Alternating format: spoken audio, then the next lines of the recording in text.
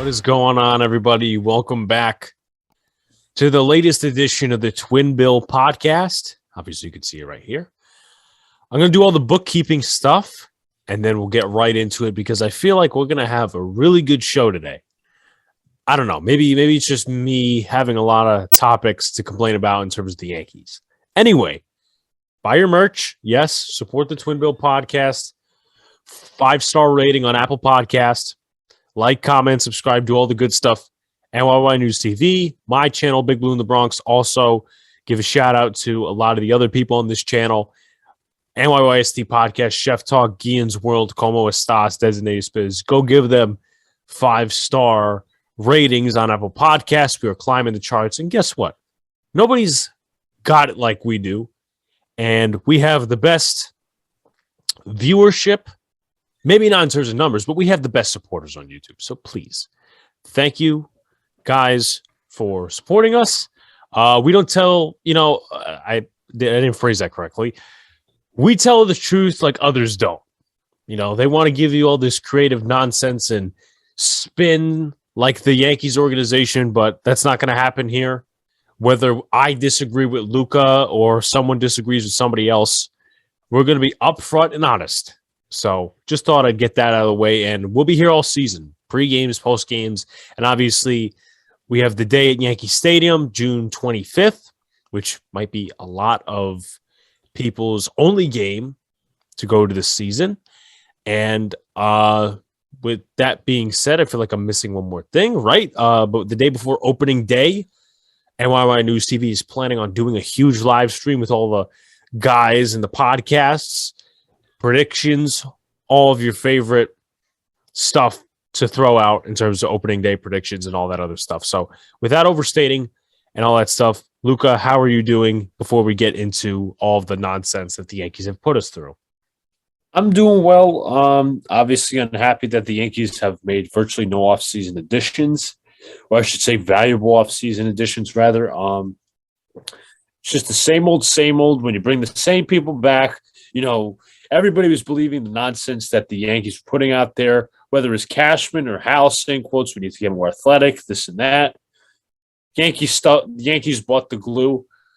The Yankee fans bought the nonsense, and they actually got fucked for it.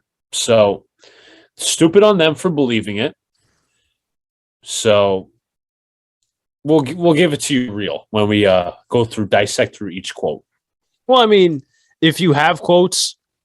Listen, I'm just thinking of two. Well, I know, I obviously know, but I'm just saying that's actually one of our first subjects is all the nonsense. And this really will be in most of what we're going to talk about today is the whole nonsense about, this, and this, the Yankees were interested in this. Okay, so let's start out with one of the top priorities this offseason for the New York Yankees. What position was that? What am I thinking of, Luka? Shortstop. That's correct. So we went from, in November, a couple days before the work stoppage, you shouldn't freak out. The Yankees will make moves after the work stoppage. And I was freaking out. I'm going to be honest with you. Yeah, I wasn't happy either. I was like, something. In threads with people. They shouldn't get Correa, all this other nonsense, right? So it was best believed to be by these people, also known as the beat writers, who claim to push the Yankees when they don't, that, the Yankees are going to pursue a shortstop. Okay, let's jump to after the work stoppage. They trade for Kiner Falefa and all that nonsense, take on Josh Donaldson, whatever. So rumors start coming out when Correa gets signed. They're in on Trevor Story. Trevor Story goes to Boston. So we're like, what the hell's going on here? But just to recap it all, in terms of the shortstop and maybe a little bit of the first base, now we're given the whole narrative and the whole spiel. The Yankees weren't in and never liked their shortstops. So here's my thing, and shout-outs to one of our guys that said it. I am not believing that the Yankees are in on a player until they actually get that player and that player's on the roster. And we'll I talk agree. about a lot of different things. First base, the future of that position after Anthony Rizzo, the pressure on Anthony Volpe, second base. Gleyber Torres not getting traded, so now you have DJ LeMahieu and him splitting time at second base. Utility outfield, which, by the way, isn't something that a lot of people have brought up, by the way. So there's a lot of things that go into it. So I want to get your thoughts on this whole spiel of, oh, they were in on this guy. And also, I'm going to bring up one more quote. Oh, they weren't in on Freeman or this. Because of the budget. Because the budget. The budget. Yes. That was a quote. Oh, he wasn't in the budget. Well, what happened in November? Alex, I'm sorry. Let me pause you for a sec. Because he has to pay off the stadium debt and the bondsman. What does he got to pay off to? Loan sharks? Tell me about it. Yeah, he probably bets on his own team. I don't know. But it's frustrating, and we're going to be venting a lot on this podcast episode. But what happened to that meeting in November that they supposedly had? And here's what I say. There's a lot of people coming out here saying, oh, well, Freeman didn't want to go to New York. How many players can we point out that they didn't want to go to a certain destination and money changed that? Freddie Freeman, obviously, we just talked about him. Carlos Correa, how many people thought he was going to Minnesota? Money. Max Scherzer, he doesn't want to come to New York. $43 million a year will change. Alex, you could say the same for CC and Garrett Cole. They were West Coast guys as well. Yet when the Yankees actually offered money on the table, they said, you know what? I'll take the bag. Tom Brady. Who would have thought his first destination would have been with Bruce Arians and the Tampa Bay Buccaneers? So anyone who gives that is on Cashman's payroll. And let me say this, and I'll give you the floor after this. I know I've been talking a lot. You can blame Hal for a lot of things.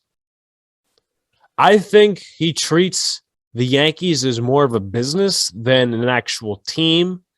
And there's a lot of owners across the MLB who will have trouble naming all 26 players. However, $250 million of payroll, and this team has incrementally improved, and that's not much incrementally. You improved what? At two positions, kind of? Let's look at this.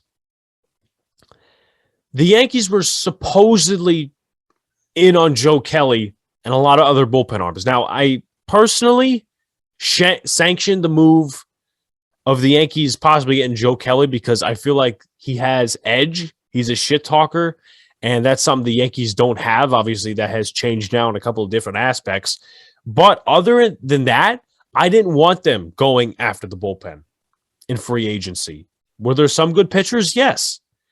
But look who they had. And this is something that's different from the shortstop conversation. That's different from the outfield conversation. That's different from the first base conversation. Because those guys they had in the pen, and they still have now, are proven. Loaizaga, he can easily be the closer. But Luka, Chapman had a great end to the season. That's why we have to keep him for $18 million on the books.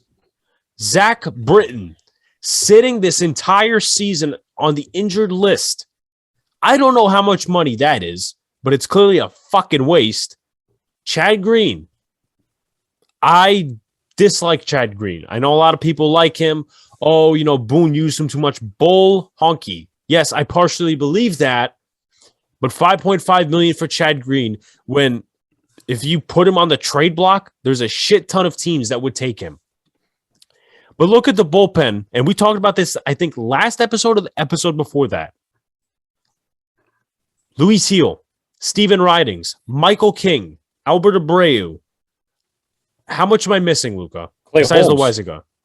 Clay Holmes, Joely Rodriguez, who was 1-3 with the Rangers with a 5.42 ERA or something like that, came over to the Yankees and improved his record to 5-3 as a reliever. So that process and the process of this roster construction, I think, is bullshit. And it also falls on the thing that, well, Brian Cashman is afraid, partially. Now, he did trade Sanchez, and we'll talk about that because that was a very good trade. And we talked about it last episode, but now we know something new. He is afraid of other guys succeeding in other places. But if you have the talent to overcompensate that, why the fuck are you worried? And in this case, I'll bring it up again because, remember, this is something that they said. It's the player's fault. They said that at the trade deadline. That's all we heard. You know, I thought it was like in June where Hal had that press conference. You know, it's the player's fault. Yes, he said, you know, well, me, Aaron, and Brian Cashman will take some blame, but it's mostly on the players. They got to do better. You know, we got to improve. Alex, we got to get more athletic. And what did David Cohn say? The Yankees got more athletic. Because that fucker is a company man. Throwing shade already. He is a fucking company man. Nobody in their fucking right mind would say that. Unless you are being paid a shit. Unless you are freaking on the Yankees payroll. I'm sorry. I like David Cohn. I respect his baseball analogies. I respect baseball mind. You can't be serious. You can't say that with a straight face unless you're getting paid a shit ton of money to say that. It's all propaganda. And some people believe this stuff. I'm not sitting here and saying that, you know, I'm going to change your opinion or I want to change your opinion. Give me a valid reason for believing something. That's some bullshit reason. And you idiots out there still are going to again, I will never tell anybody how to spend their money. But why are you sitting here all disappointed and giving this organization money? I'm not sitting here trying to tell people how to spend their money. I'm gonna limit myself with money as well when it comes to this organization because they just really pissed the bed when it came to the offseason. They had so many options. Not even a fuck up could fuck up this offseason. Just put it that way. And the Yankees exactly did that. They fucked up the offseason every which possible. Gary Sanchez trade, you can't even call that a win because you took on extra salary. And you also, spoiler alert, traded for an injured catcher who you knew was injured. You also, again, you took on salary. You also traded for kind of Falefa. Yeah, he's an upgrade over Gleyber Torres, but you still have Gleyber Torres at second base and DJ LeMahieu is a $15 million per year utility player. Is that really the money you're giving him? Is that really meant for a utility player? I don't think it is. But again, it's these people who believe these stupid narratives that are coming out from the beat media because everybody's sucking each other's dicks at this point in the game. And it's so irritating to just like, they come out with all these stupid reasons like, come on, why don't you see with real eyes? Let me mention this before we go into the shortstop topic. So right now, it looks to be that the Yankees have agreed to deals with everybody but Judge. And I'm calling this person out. I don't give a fuck. Sorry, we're at this level now because, you know, if you think a certain way, sort of back it up. But if you're saying this shit for likes, which also I have a big problem with people doing, oh, the Yankees are going to go to the World Series. Shut the fuck up. Shut up. Unless you actually believe that, there's no reason you should be tweeting that. But guys in our own organization don't do that. Anyway, my main point of this is that some geek out there by the name of Evan Daniel said, we're really worried that they won't extend Judge? Stop it. And I said, what team have you watched this offseason? They tried jerking him around. The first offer with $17 million, and he wanted 21. Please explain to me after this offseason why in the hell he does not deserve $21 million. Why? And it's not even just on the fact of, oh, well, he's injury prone in the past. This season, we're not talking about extension wise. And trust me, that will be a topic in future episodes if they don't get it done with the next 2 weeks. But we're talking about this season. And let's be honest, beside the pitching staff, which is apparently top five pitching staff, apparently. However, let's go back to the offense. Connor Falefa has started to hit well in spring training, but that's spring training. We can't take too much from that. But the powerhouses on the Yankees are Giancarlo Stanton, Aaron Judge. Who else can you put there that is actually a solid contributor that doesn't have any faults? And I understand a lot of people are going to come out here and say Joey Gallo. Personally, I'm not liking the player that Joey Gallo is, and I never was for the trade, as many of you should know. And yes, I get it. He's Italian. We all like that. And trust me, I'm part Italian myself.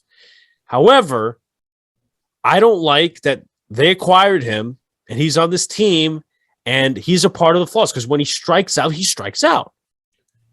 And I've seen some things on Twitter that, should he be the leadoff hitter? Should Rizzo be the leadoff hitter? That argument does not make any fucking sense. Rizzo.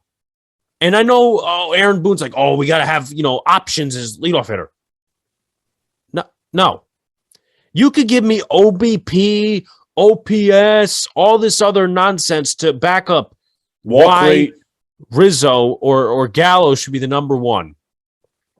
Let me put this into perspective for y'all. The people who read the spreadsheets on Excel instead of actually watching the game because you have a low attention span. You can give me OBP. That matters. That matters. I get that, especially in today's game. Joey Gallo walks, okay? He's got speed. Anthony Rizzo, not really a walking guy. And I'll say this. He creates walks, but he's not speedy. He doesn't have speed. Right. He's not a table setter. But it's not just that, though. You take a look at both of these guys, and I'll concentrate more on Gallo. You have...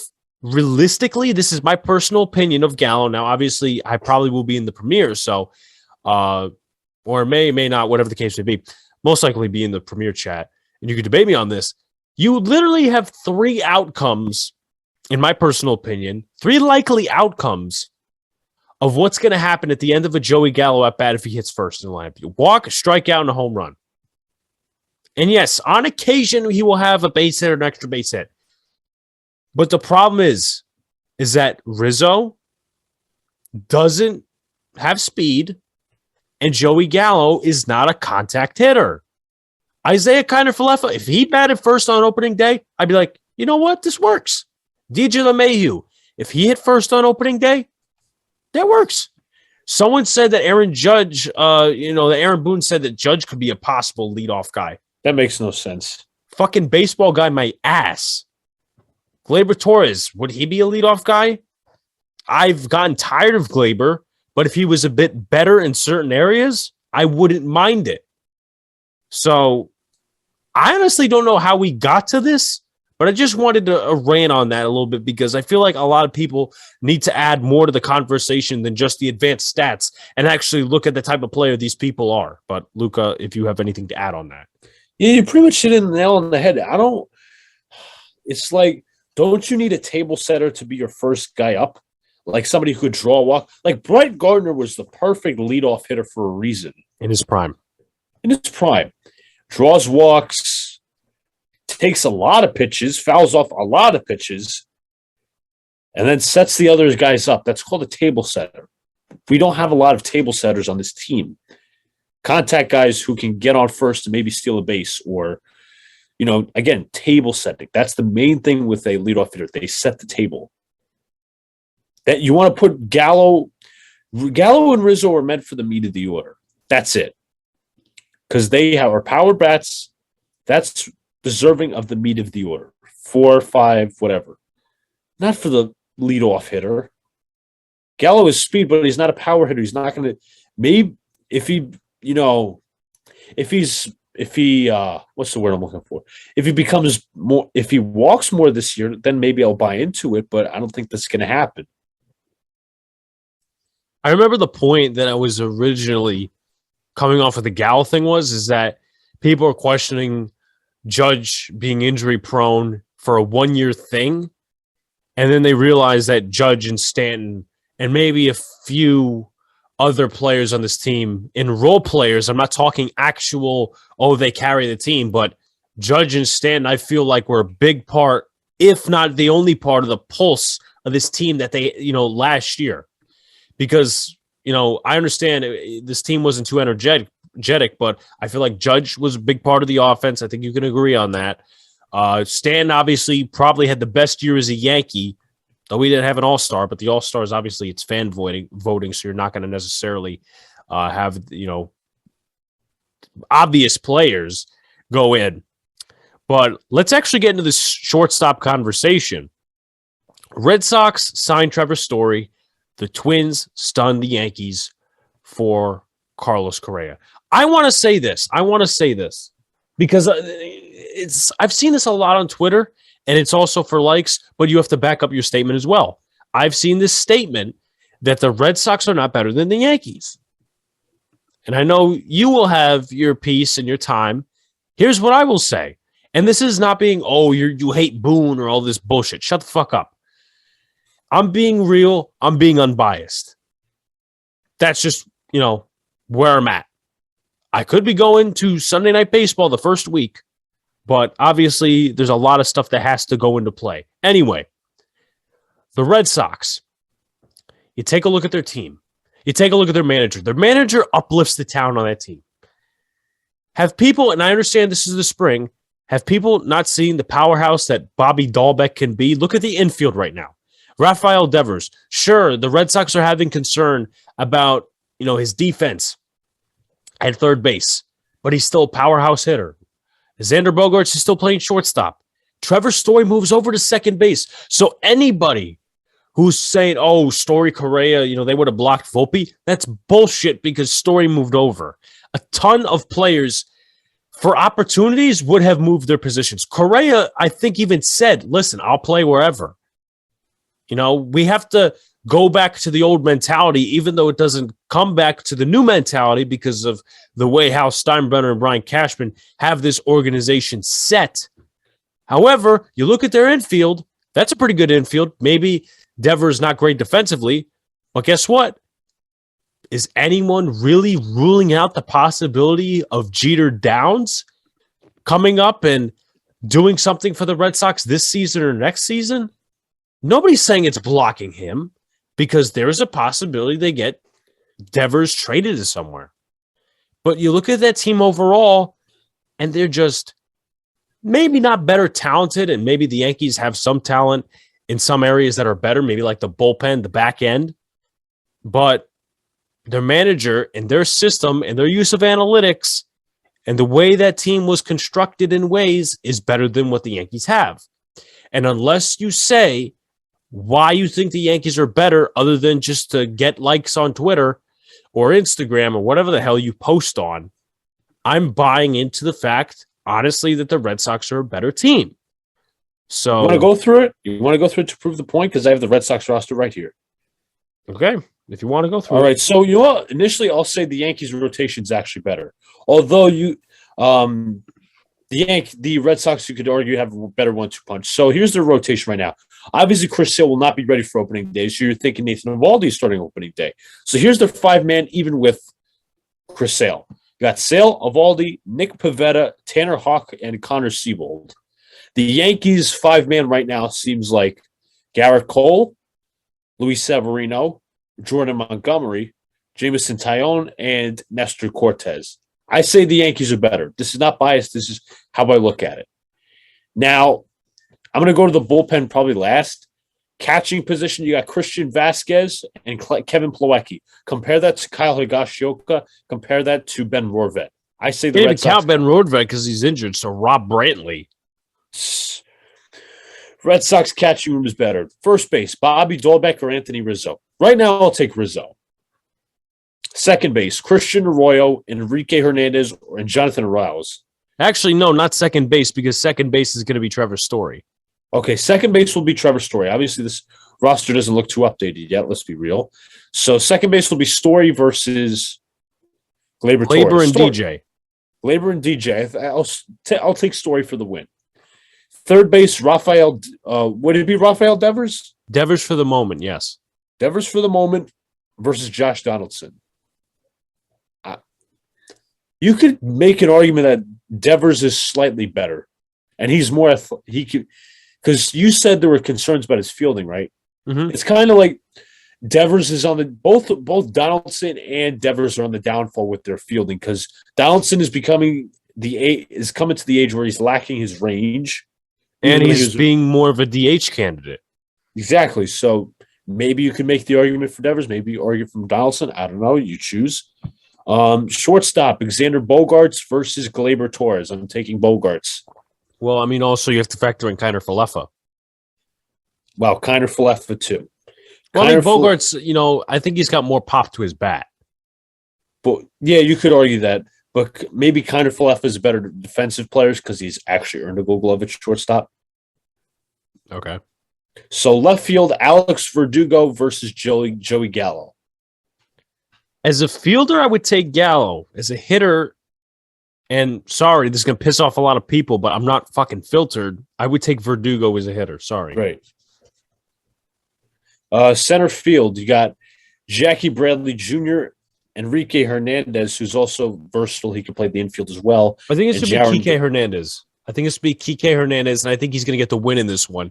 Because I don't know. Bradley's been a lot of places since he left Boston. I know Milwaukee was one of the places. But I would take Kike Hernandez over fucking Aaron Hicks. I don't have expectations for Aaron Hicks this season. That's how bad he is. That's a good point. Right field, it says you got Verdugo and JD Martinez. Now, I don't believe either is going to play right field because Verdugo is traditionally a left fielder. JD Martinez is traditionally designated a hitter. So you could put that. I would take Judge, though, just in that general situation. DH is JD Martinez, obviously. Now you pair that against what the Yankees are doing against Stanton. So that would be a very tough battle. Recency bias, I take Stanton. But that's recency bias. And the bullpen. Obviously, you mentioned the Yankees got a lot of young arms. Red Sox have some veteran arms. They got Ryan Brazier, Matt Barnes, Jake Diekman, Michael Feliz as well. I think Diekman's been around the league a lot, and he's aging. So no, I think he played well last year. I got to look up his stats though. Diekman played with. He was 3-3 last season with the A's. I think he wasn't traded. 3-3, 3.86 ERA, strikeouts per walk 2.4, 12.3 strikeouts per 9 innings. Oh, really? The analytic geek over here. 83 strikeouts over 60 innings, and opposing batting average against 211. Well, they also have our buddy Garrett Whitlock. And Garrett Whitlock as well. They stole him from the Rule 5 draft, and we still regret it. Yeah. So that's the one guy we couldn't let go. The one guy we let go that we couldn't have, that we really shouldn't have. But yeah, that's what Brian Cashman's probably looking at. He's like, yeah, that guy succeeded somewhere else. And then you compare the bullpen. Closer Barnes over Chapman. I think I could Barnes or Chapman, Alice. What would you say? I don't have Barnes' stats on hand. Chapman's good when he's good, but the problem is he's way too inconsistent. Barnes last season had 24 saves, a 3.79 ERA, 6-5. Opportunities, he had 24 saves. It's not giving me the opportunities at the moment. Maybe look up blown saves. Blown saves. Maybe I gotta go down to the advanced stats probably. What are you fucking looking at? I'm looking Baseball Reference, just in case you did. MLB.com. Let me see what MLB.com has to say when it comes to these stats. Barnes giving you a hard time. Yeah, obviously. Save opportunities. He blew 6 saves. Okay. Now, if you want me to, I personally don't know. You can make the judgment yourself. Let me look at a roll. That's something I gotta ask Sox next time I talk to him. But obviously. Now let's look at the grand old Aroldis Chapman. Yeah. Last season, Last season, 6-4 with a 3.36, only four blown saves. So he's slightly better. Technically, yes. 90. He could have also came into tie. Think about it. That doesn't always mean they're better because they can come into a tie game situation and blow and this the game. fucking extra inning rules staying. Another fuck you from the MLB. Nice job, Major League Baseball. But you got to have John Heyman championing it. Because he's a fucking company man. 97 strikeouts over 56.1 innings for Chapman. That is 1.31 whip. And the advanced stats would tell you his percent of pitches for strikes, 61% strikes. Okay, so without studying the I could say Chapman. book, I could say Chapman. Chapman, yeah. Okay, so we'll cut it off there. But the Red Sox are a better team. Yeah. So don't get it twisted right now. We could go but beat them in the opening series, but you and Alex, even if people argue that the Red Sox are less talented, the coaching does everything to put them over the top. Right. We don't have the coaching. We don't have the manager. That's what people are missing. Anyway, so we discussed that whole thing. After the IKF trade, Correa signs with the Twins for a 3-year, $105.3 million and every year option. So after this year, he can opt out. After next year, he can opt out. And then he's a free agent. So he literally has an out every single year. As Luca's doing something, I don't know what the hell he's doing. Anyway, I'll continue the discussion. The Yankees got hoodwinked. The Yankees got absolutely hoodwinked. And I said this on Twitter, got a few likes. Not too many, though. And I'm trying not to put up my volume because obviously, you know what? I'll mute the tab. Mute site. I put the Twins to the Yankees after trading for and flipping IKF to them, even though they had Correa in their pockets their whole time. It's basically the Dave Chappelle, gotcha, bitch. It's basically, yeah. I mean, how do you get played by the fucking Twins like that? And couldn't you also use the Stephen A. Smith meme of, we have been hoodwinked, bamboozled, led astray, run amok, and flat out deceived? It's basically that. The Twins got back at us because we've been fucking them over in the playoffs the last couple of years. But anyway, I just don't know how you've been in the game long enough. The Twins have sucked in consistency the last couple of years, and then they are the ones that hoodwink you. And there's people making excuses. Oh, he didn't want the options and stuff like that. How much was he paid per year? I think it was, what, $35 million? Correa, you're talking 35. So, literally, he can opt out. And once again, their target is not just, oh, money, money, money. It's, oh, is it blocking Anthony Volpe? Which, once again, with the options, it proves it's not blocking Anthony Volpe. It's not. He can move over even if he doesn't take the options out of the Yankees organization.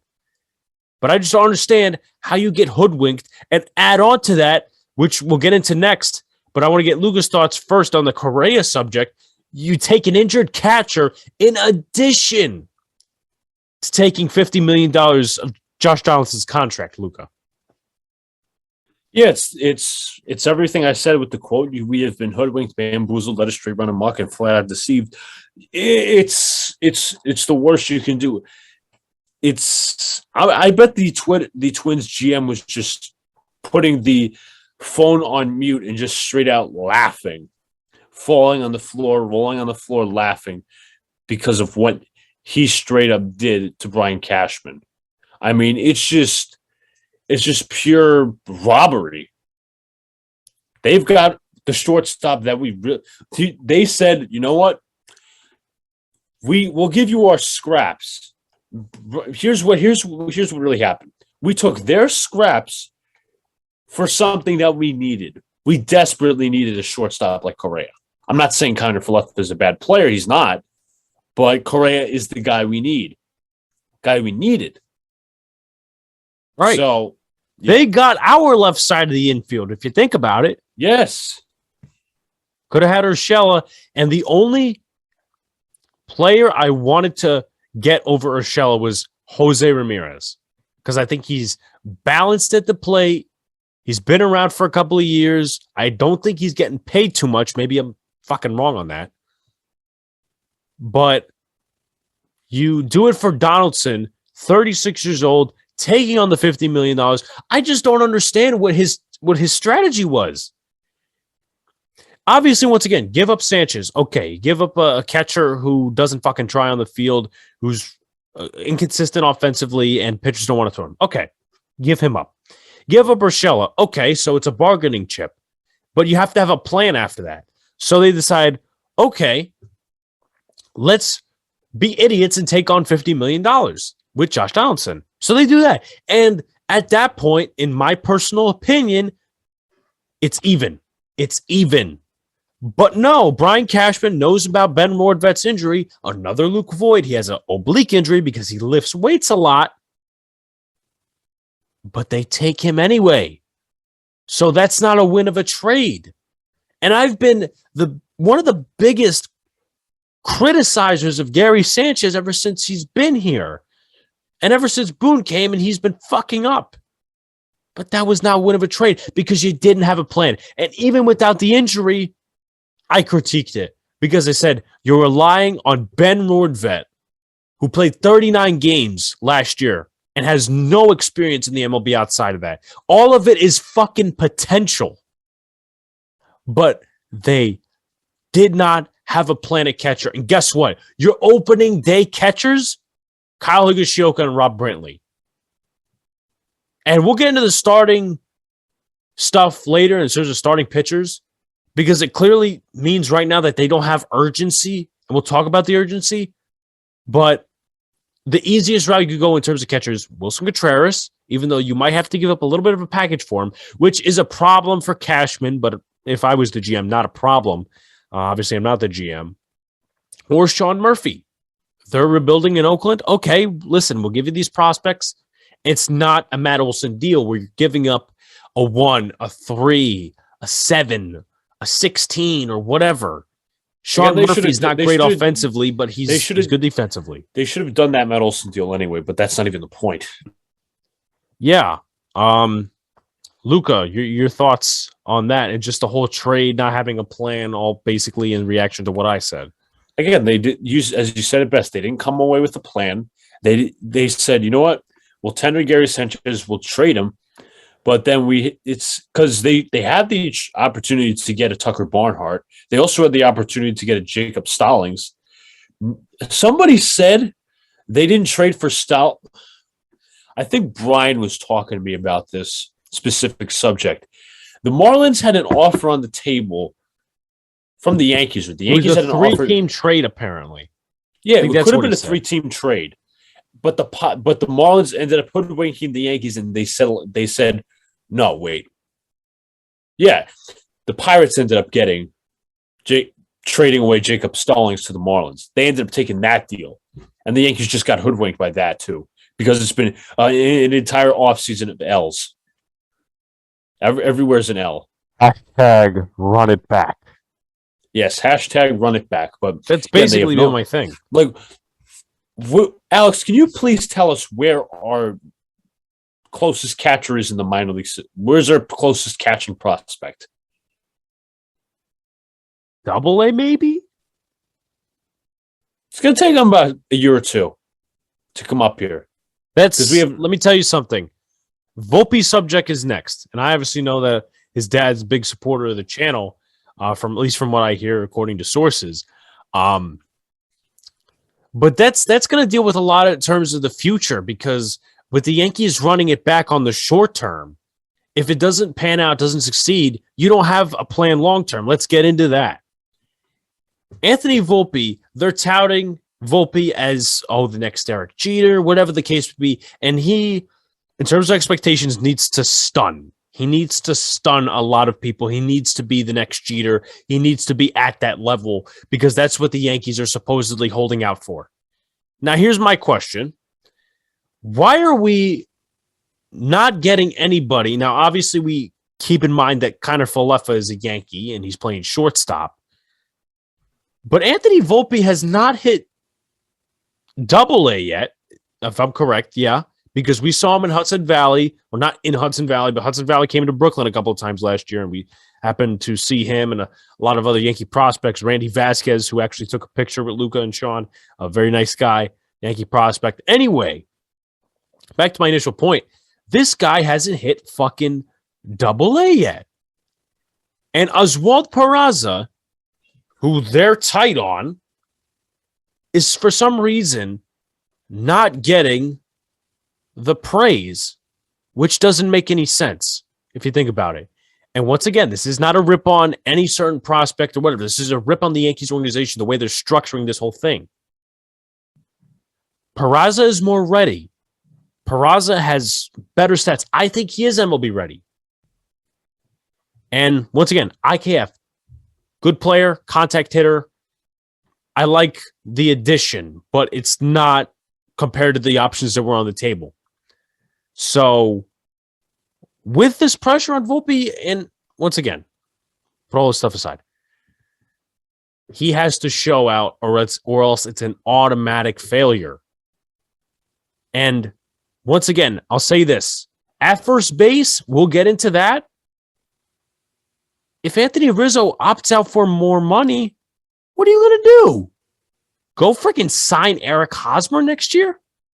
Are you going to wait till Austin Wells comes up and transition him to first base when he's not so great defensively in the minor leagues?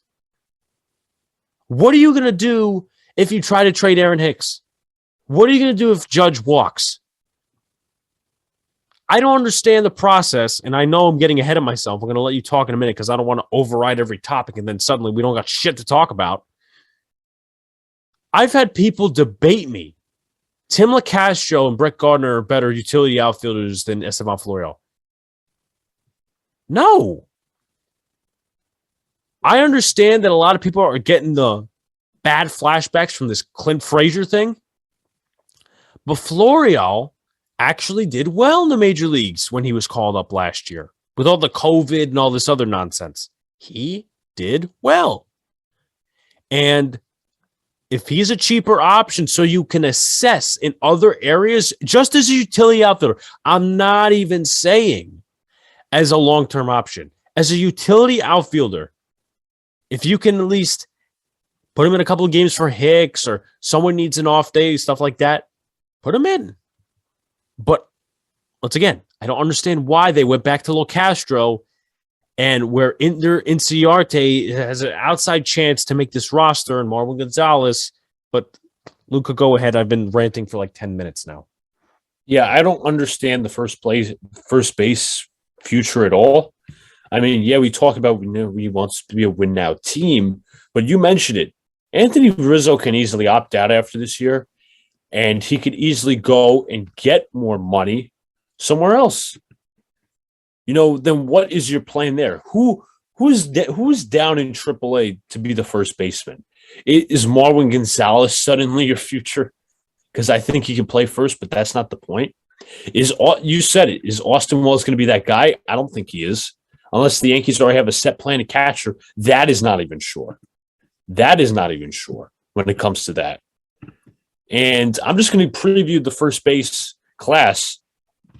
Miguel Sano, Carlos Santana, Max Muncy, Yuli Gurriel, who's hella old, Wilmer Flores, Brandon Belt.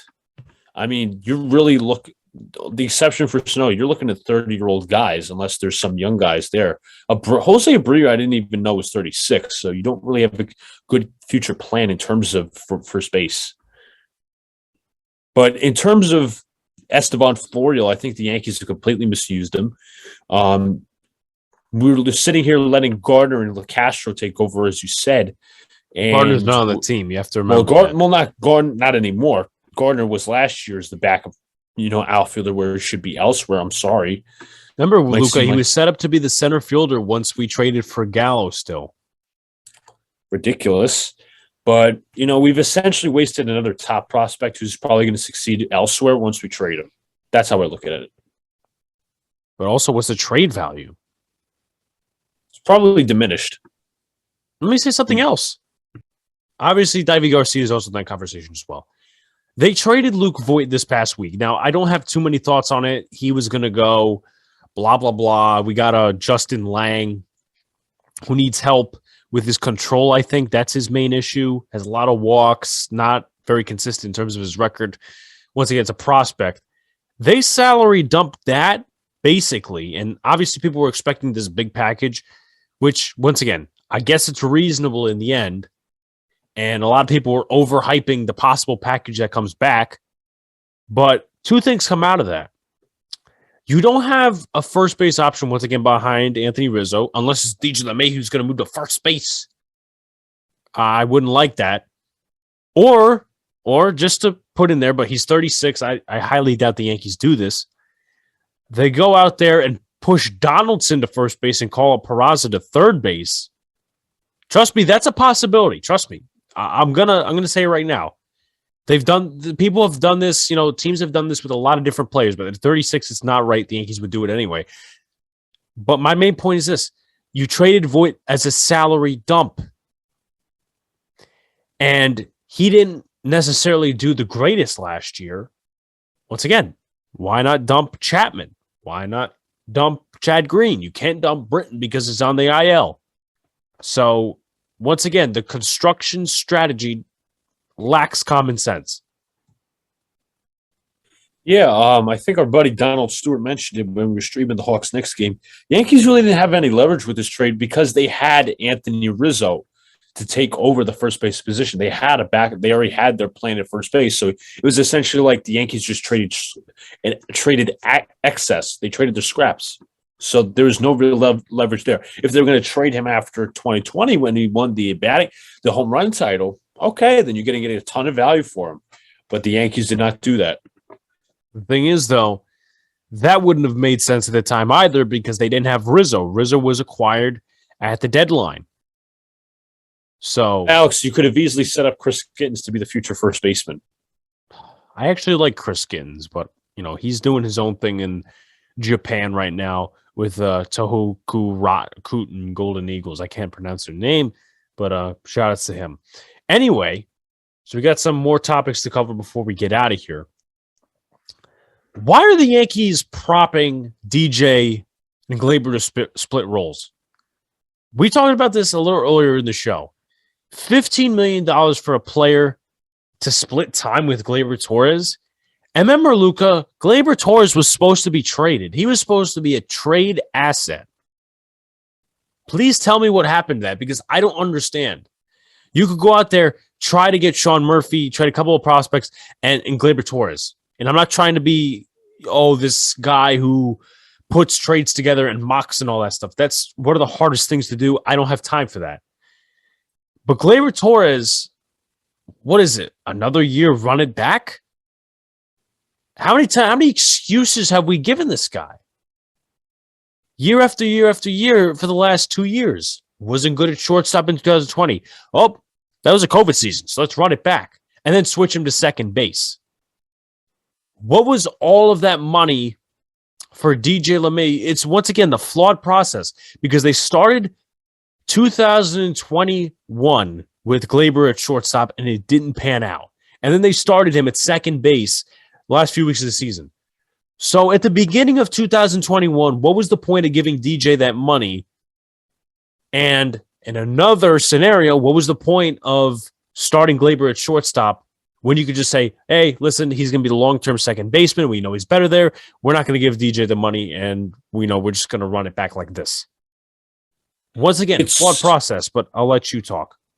It was two piss poor years of Gleyber, and the lack of effort is definitely concerning. And it's also ridiculous that the Yankees, should I say, tried something out in the late season when they really needed to go for a playoff push. Like the late term of the season when you're trying to make a playoff push is not meant for trying things out. Not experimenting. So, with that being said, I think we covered that pretty well, but I just don't understand why they're propping. It's a waste of money. Once again, allocating money to the wrong areas. And I'm not saying DJ is a bad player. He played a little bit hurt last year, but we're going to suddenly go ahead and split time, him and Gleyber Torres. I don't know. Doesn't make any sense. Roster construction. And here's one of the topics I was talking about earlier. And this is one of the things that pisses me off when we go into prospect hugging. I put down in our agenda, who should the Yankees utility outfielders, infielders possibly be? When I was streaming the Phillies-Yankees game the other day, Andujar came up to bat. Okay, so Andujar, he's back from that thing in the DR. Hope he's well. Why? Please tell me why he is still being propped to be a backup outfielder. We tried that last year. And offensively, he had a decent coming up, right? I know, I guess the Rays, he hit a home run, a couple of the games as well. Offensively, okay. When this guy's not good defensively, third base, not fitting, whatever. And last year, part-time with Clinton Frazier in left field. Oh, we're going to try it again because of spring training. What is the essential plan with Miguel Andujar? What is the essential plan? Because what is his trade value at this point? Is he really going to make the roster? Luca. I think he's another one whose trade value is completely diminished. Like, where are you putting him? It's essentially another reclamation project the team has to take on. Who's taking on that? It's going to be a rebuilding team, but how much is he really worth? The Yankees are probably going to try to overestimate his value and say, we want this, this, and this, but a real rebuilding organization like, I don't know, the Marlins, just putting it out there will be like, no, he's really only worth this because of this, this, and this. And I don't think the Yankees will estimate his value properly. I don't know what you do with him. I honestly don't. Honestly, looking back on it, and maybe I don't have the right lens to see this through, once Gio Urshela was a thing for the Yankees at the end of 2019 when Andujar was hurt, they should have traded him then. And I understand maybe they should have traded him years and years before. And yes, he did have that runner-up Rookie of the Year season behind Ohtani in 2018. When they found that Urshela was a diamond in the rough at third base, they should have said, okay, listen, Andujar, we're not going to continue with you. We have Urshela now, and he's going to be a long-term option. We're not going to waste your talent. You got to go somewhere else. We're going to trade you, whatever. But they didn't do that. 2020, I honestly forget what he was a part of the team. Like, he was a part of the team, but I forget what he did, where he played. 2021, left field with Clint Frazier. I mean, made like one good throw to second base. That's all I remember. And some outfield errors too, because it was bad in his technique as well. Like, you'll take a look at some of the replays of him going back to the track, to the wall. He's not a natural outfielder. He's more of a DH. So if you trade him to a team that's rebuilding like the Diamondbacks, the Pirates, maybe they take him. He fits there. But once again, it comes to the central point of prospect hugging where he's been dead value for years and you don't know what to do. So it's another chance at Adams, another Clint Frazier, another God knows how many other prospects have been wasted because of the treatment of this organization. I'll give you the floor on that in just a second. Obviously, you mentioned Florio already, so no need to go over it again. Who do you think some of the utility infielders should be, like the backup infielders? Because that's a conversation. Obviously, there's going to be roster protections and all that stuff in the opening week. But obviously, right now, your starting infield looks like Donaldson, Connor Falefa, Torres, LeMahieu, and Rizzo. So, honestly, who would be some of the backups in your mind? In my honest opinion, I'm thinking like a guy like Marwin Gonzalez or a Jose Peraza. I might sound stupid, but that's honestly what I think. And someone did bring it up. There is a lot of guys within the last couple of years that have been transitioning from Double-A to the majors in the last couple of years. If I'm not mistaken, and maybe this isn't true, I'm going to look at somebody else. Jordan Montgomery made his debut in 2007. Okay, so he started the season with the Riders, but there's a lot of players in the last couple of years that have made the transition from Double-A to the majors. So there's that. But, it's not out of order. And I think Peraza is ready. And once again, it's not like you're totally prospect wasting. But once again, use him in the utility role till you do what you do. And I think he's been majorly disrespected because a lot of people see Volpe. And Volpe's a great player. He has yet to get to AA first, so we don't have the biggest proof to go on. The proof is not in the pudding just yet in terms of the higher levels. But Peraza, and I understand I made this case with Florial where, yeah, he could be the utility outfielder, meaning Florial, because he's basically dead dirt. Peraza, you could switch him all over the infield. If you want him to play third base and maybe Donaldson plays the DH and Stan plays the outfield in a miracle scenario, that's possible. Thoughts on that scenario? It's definitely an interesting scenario. You pretty much hit the nail on the head with some of it. Again, you said it. Peraza is disrespected because Volpe is the high shining prospect because he was the he's what, the Yankees' top prospect, I believe. Yeah. But again, you said it. Oswald Peraza it seems like he's more majorly ready, and he's completely being overlooked. Yeah. So final topic. Are the Yankees actually interested in starting pitching? Here's my prediction. Now, a lot of people have been saying, and obviously we take the beat media with a grain of salt because of all the propaganda that's been coming out of this whole free agent period and trade period as well, that Manaea is more likely than Montas because apparently the Athletics asked the Yankees for Peraza and they were not willing to give him up. So here is my only scenario. And I don't take the rotation very seriously. I don't. Because Sevy, I'm not caring necessarily about what he did in that first game because some of his stuff was good and he gave up 4 runs. Okay. You slash that aside. Can he stay healthy for 20 starts? Or how many starts you need him to start? Monty's a fourth guy. Cortez can only go 4 or 5 innings. He's not a long-term starter.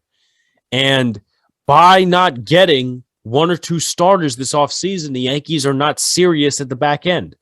Monty, once again, I'll put aside. Tyon, I'll put aside as well. But once again, there was that possibility he was going to miss opening day. But Cortez is your number 5, and that's at best. He could be a bullpen day, even though I hate bullpen days. He could be a bullpen day starter or whatever the hell you want him to be in that aspect. He could be a bullpen arm. But as a long-term starter and going into the season like that, it just doesn't make sense. And here is my thing. And the only way in terms of prediction that the Yankees are going to go out there and get a starter. If Tyon or if Sevy or if somebody gets injured within the next 2 weeks. Because they will not have opening week to trade for a starter. You can bet your ass that the Cardinals or some of these other teams will go after Manaea or Montas. They will give up the prospects because they need the extra edge before opening day. Maybe, so opening day is on a Thursday. Maybe a team like the Cardinals trades for Montas or Manaea that Monday. But unless the Yankees have a pitcher injured, and I'm not even fully convinced that they would do it because of prospects and because they will probably use Michael King in a starter role, which I don't agree with. He's a long guy in the bullpen. Don't agree with pitching him as a starter. Luis Gil, not that I don't have confidence in the kid, but also look what they did. What was it? 8 scoreless innings, 13 scoreless innings, and then they sent him down. He comes up and he has problems. That's what I'm talking about. So unless a pitcher gets injured or something out of the blue happens, I don't think the Yankees have urgency to go after a starting pitcher. Luca. I definitely agree with you there. It just looks like they're not serious at all, and I don't get why. They think their rotation, just because it worked out last year, it's okay now. No, it's not. Mr. Cortez is really a spot starter. He's going to start, he's going to pick up a couple starts for you for your real starters to get rest. But I don't understand what the Yankees' plan was when it came to starting pitching. They needed one more starter, maybe 1, maybe 2. And they sit there and miss out on Robbie Ray, what was it, $23 million he got? Only $2 more million than Josh Donaldson. I mean, how do you compare crosstown wise? How do you compare Max Scherzer and Jacob DeGrom versus Luis Severino and Garrett Cole? We obviously know who's better. It's the Mets. And you're not even you're missing somebody. Chris Bassett. That's a number 3. They traded for Chris Bassett. And obviously, once again, bullpen's been the problem for them for years. But they got Chris Bassett. And they were willing to give up the prospects where they gave up in that trade. But we couldn't get a Manaea or a Montas, or we can't get Murphy. So I'm going to let you finish in a second, and then I'll do the bookkeeping stuff. But I'll say this. The Yankees have questions in their future. And I know we don't look towards the future. We look towards a win now. But the Yankees have a lot of questions in terms of starting pitching this season, first base in the long term, second base and shortstop in the long term, third base possibly, and if Judge goes, because that kind of doesn't look good right now. I'm not going to say predictions or whatever. And then you got that bum Hicks in center field. So I'll let you finish off with your final thoughts. Yeah, final thoughts. It's just, as Alex highlighted, it's a lot of open holes, a lot of unanswered questions, more questions than answers. I mean, a slippery slope for the Yankees. Just I hope they overachieve as a fan, but I don't want to be right about this team having so many holes, having an incomplete offseason, having just completely running it back. I just hope they overachieve and they find out the answers. Something comes up. Players overachieve. They become the answers. I just don't see that right now. Yeah, and it's not like for the people in the comments and Twitter and all that stuff, the people that watch us, and I'm not for saving face. Once again, we're unfiltered on here. We give you the facts. We're not trying to be right about the Yankees this season. We're not trying to be right that they're a third place, fourth place team. We want them to succeed because we have passion for this team. We've had passion for years. Not just the Yankee thing that's on Luca's hat. Not just the logo. Not just this. But take a look. Look at how many pictures Luca has in that certain poster of Derek Jeter. That was originally, wrong side, Luca. That was originally 3,000 pictures of Derek Jeter in one poster, but it was cut down to make into a frame. Look at the thing behind Luca as well. The Reggie Jackson signed poster. Look at the thing on top of the hat rack. What's that, you ask? That's a Greg Nettles signed softball. Also, if you want to bring it up too, that baseball that we have, if you think I think you know what I'm talking about. Hopefully you do. If you want to bring it up. And I'm not bragging. I'm just saying because we have a lot invested in this team and it just feels like they haven't done a good job this offseason. And it's not like, yes, we want to be right. No, we don't want to be right. This is the last thing with Showcase. There's over 10 signatures on the baseball. Obviously, one is a Mets player. That's Francisco Alvarez, their top catching prospect. But, hold on, slow up there. Okay. We're going to try to do this as best as possible. One of those signatures, two of those signatures, actually come from Yankees prospects. Randy Vasquez. Vasquez signed the ball? Randy Vasquez signed it somewhere. And Anthony Volpe. When we went to see Hudson Valley against the Brooklyn Cyclones. But enough showcasing, enough of all that.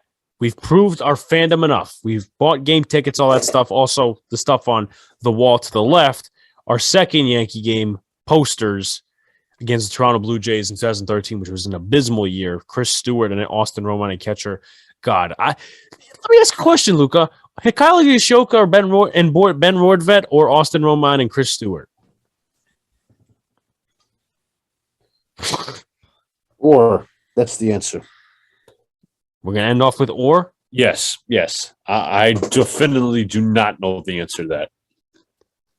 All right, so we appreciate you guys. Come out for the next Twinbill. ¿Cómo estás? Hola, ¿cómo estás?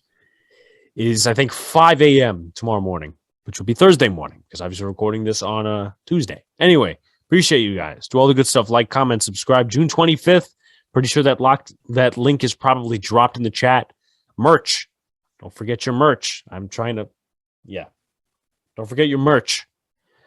Appreciate you guys. Excited to meet some of you. June 25th against the Astros. And we're out. Before it hits the front page.